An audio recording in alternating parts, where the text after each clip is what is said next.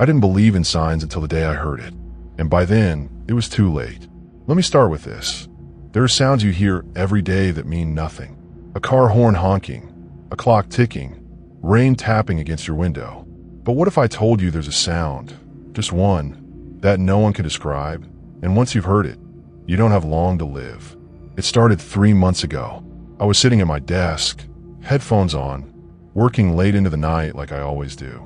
My apartment is quiet except for the hum of my computer fan and the occasional creak of old wood settling. It's peaceful, predictable, or so I thought. I paused my music to take a call from an old friend, a rare occurrence these days. As soon as the line connected, something strange happened.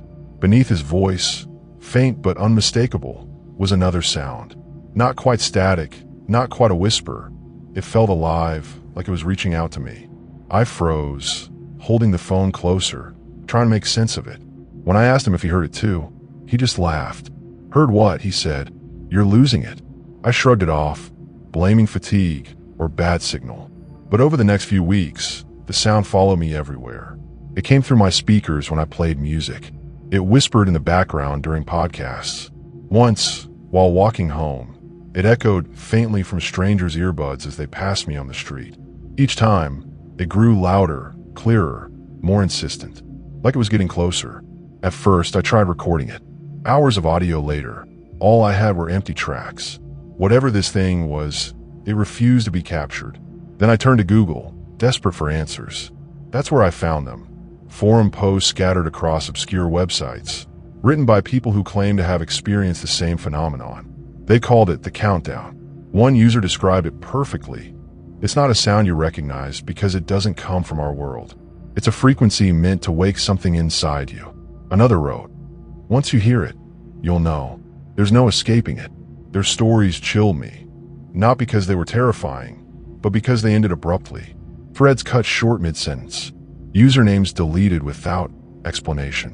One post stood out more than the others. It read, "If you're reading this, you've already heard it. Don't trust anyone, especially yourself." What did that even mean? Trust myself? How could I not? Things escalated quickly after that. The sound wasn't just in my ears anymore. It invaded my dreams. Night after night, I'd wake up drenched in sweat, convinced someone, or something, was standing beside my bed, watching me. Yet whenever I reached for the light, the room was empty, except for the sound. Always the sound. Then came the emails. Anonymous messages sent to my work account, each containing a single sentence. "Do you remember why you stopped talking to Sarah? Why did you lie about the accident? Who really pulled the trigger?" None of it made sense.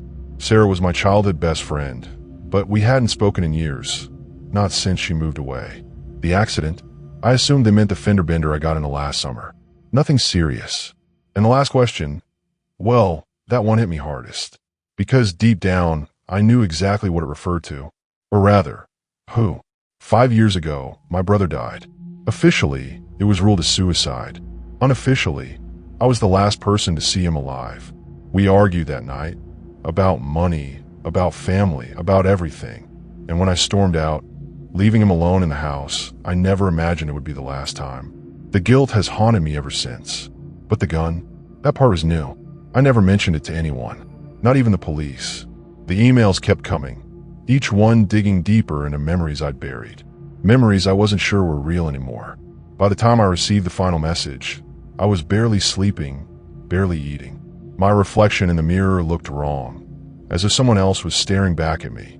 "Tomorrow, you'll hear it one last time." And I did. The next morning, I woke to silence. For the first time in weeks, the sound wasn't there.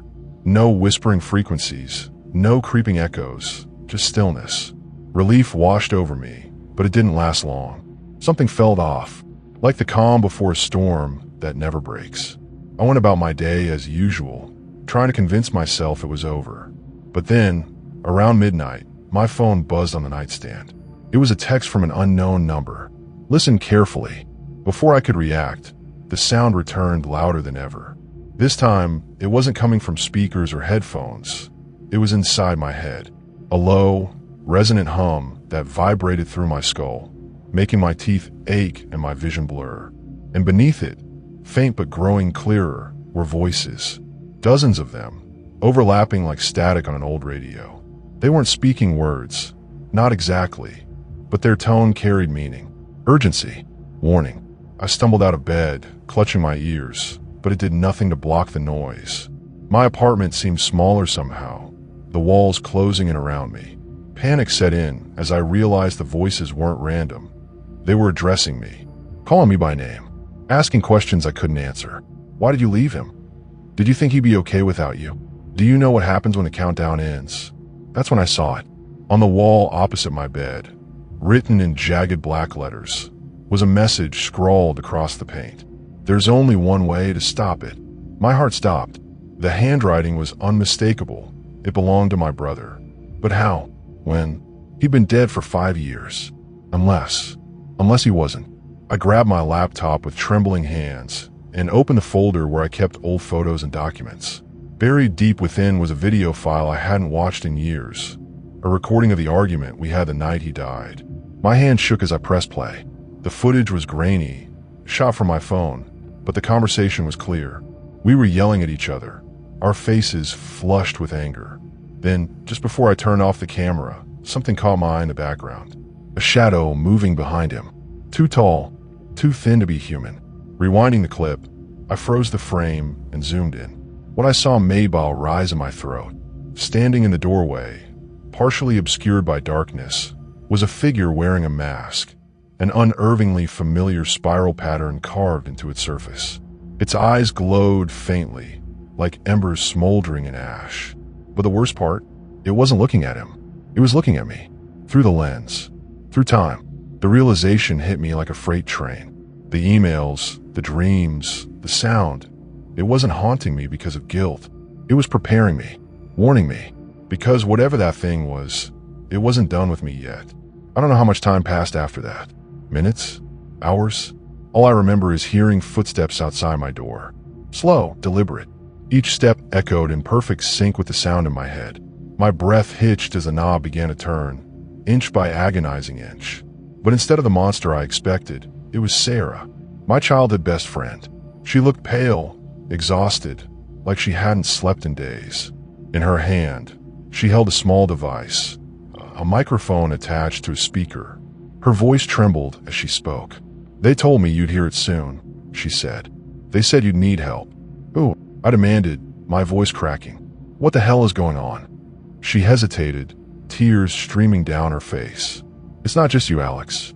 It's everyone. Everyone who hears it. Once you do, they mark you. They wait.